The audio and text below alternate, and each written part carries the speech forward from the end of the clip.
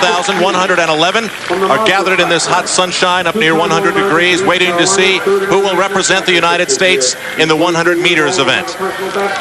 We're getting ready for the final. And the world and American records can be spelled out with Carl Lewis and Calvin Smith and Ben Johnson, who we've already spoken to on ABC's Wide World of Sports today.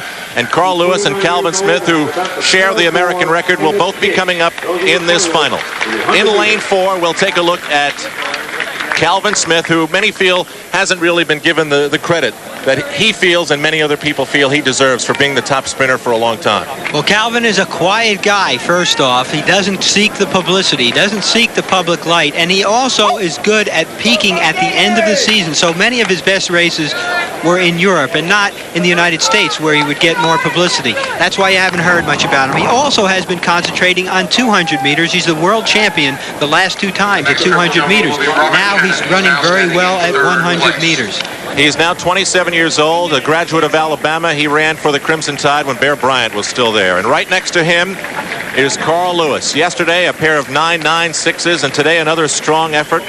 The 9.93, the co-American world record holder, with Calvin Smith right next to him. And I guess this is exactly the way it should come down, to the 2 American co-record holders in the final side by side. I don't think you could have predicted that a couple of years ago. 3 years ago, people would have felt that Calvin Smith was finished with 100 meters and that Carl Lewis had too many other interests and may not even be around in 1988. So it is gratifying to see the 2 best ever. And I think we'll see that American record time bettered. Whether or not the wind will be legal is the question.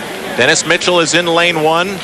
It is Mike March in lane 2. Joe DeLoach, the NCAA champion, in lane 3. What a surprise he has been in this particular event. His specialty was the 200 meters. Then Smith and Lewis. Albert Robertson, who ran a 9.94 to get into this final. He was fast today. Lee McNeil in lane 7, and Emmett King running unattached in lane 8. Here it is. The top 3 represent the United States in the 100 meters. The top 4 will most likely be the 4 men to run the 4x100 relay in the Olympic Games. Please. We thank you. Mitchell, Marsh, DeLoach, Smith, Lewis, Robinson. You see the little loudspeakers behind each of the runners in the blocks. Not really necessary with a small crowd like this. But there'll be some noise in a moment. Gusts of wind echoing off the microphones. The stadium is absolutely still.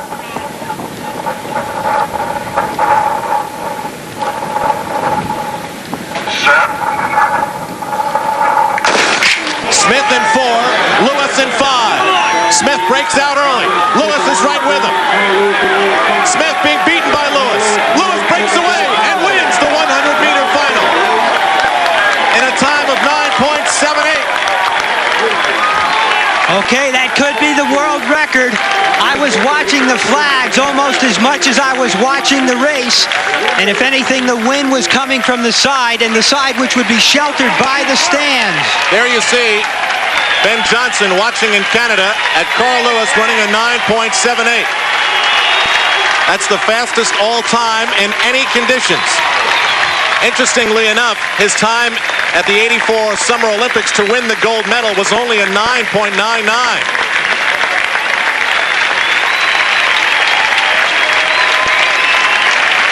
Calvin Smith finished in, actually sliding into second place was Dennis Mitchell, who was in lane 1. He had his hands raised as he came across the line. And Calvin Smith finishes in 3rd to round out the United States Olympic team in the 100 meters. But what a moment of drama.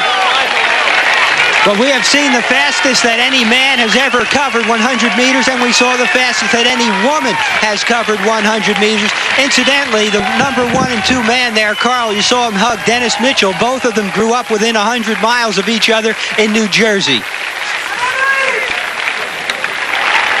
The unofficial time is 9:78. Let's go to Catherine Switzer. And Carl, fantastic. Another Olympic Games for you. Yes, I'm looking forward to it. I've come a long way in the last 4 years, and to run a personal best at a meet like this means so much. Carl, in 3 of the races here, you have bettered a time that would have won the Olympic gold medal. I mean, it's been 4 years since the Olympics. Did you know that? Well, I knew it, and I felt I was in the best shape I've ever been in.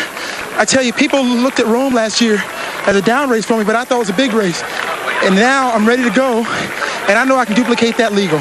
Look, the only thing you're lacking is a world record. You thought you had it. Ben Johnson got it better. Has Ben Johnson motivated you this year? Well, I wouldn't say Ben in particular, but knowing that I can improve, knowing that I'm older and stronger, and races like tonight prove it, so I'm ready. Okay, you know Ben Johnson is watching this race live out of Toronto right now. What did you tell him? I'm ready. USA wants it back. Back to you, Al. All right, Ben, take that. Now, this again was the fastest time ever recorded by anyone, but right now we're being told that it was wind-aided at a time of 9.78. Well, right next to Carl on the right-hand side in lane 4, Calvin Smith did have the better start. Carl took his time getting up to full speed, once again harnessing his energies for the latter part of the race. That's where a lot of action happened. The places really changed. Carl holding his form well. He was getting a lot of pressure from Calvin Smith. Carl even starting to lean forward here a little bit as he senses a tape. And on the inside, lane 1, watch Dennis Mitchell. He's going to get second, I believe. And Calvin Smith may get third. Remember, in '84, he did not qualify in either individual event, so he would love to get that third spot. 6 men from this race will get to go to Seoul as alternates on the relay. Once again, Carl coming out of the blocks, running almost perfectly straight down his lane. You've got 2 veterans here, 2 men who know what they're doing, 2 men who don't crack under pressure, and in this case, they both pushed each other to one of the greatest performances in history. Well, how's this for close as far as fulfilling dreams to represent this country? Carl Lewis in a time of 9:78, then Mitchell in a time of 9:86. Then behind him by 1/100th of a second at 9:87 is Calvin Smith. And then Albert Robinson, who ran so well, loses out a position on the 100-meter U.S. Olympic team by 1/100th of a second. No appeals, no nothing. Even if you were injured and couldn't race here, it doesn't matter. You had to do it here at the Olympic trials to make the team. And that will be the story of the U.S. Olympic trials in track and field as we continue our coverage over the next 2 weekends. Carl Lewis and Jackie Joyner Kersee stars today. Let's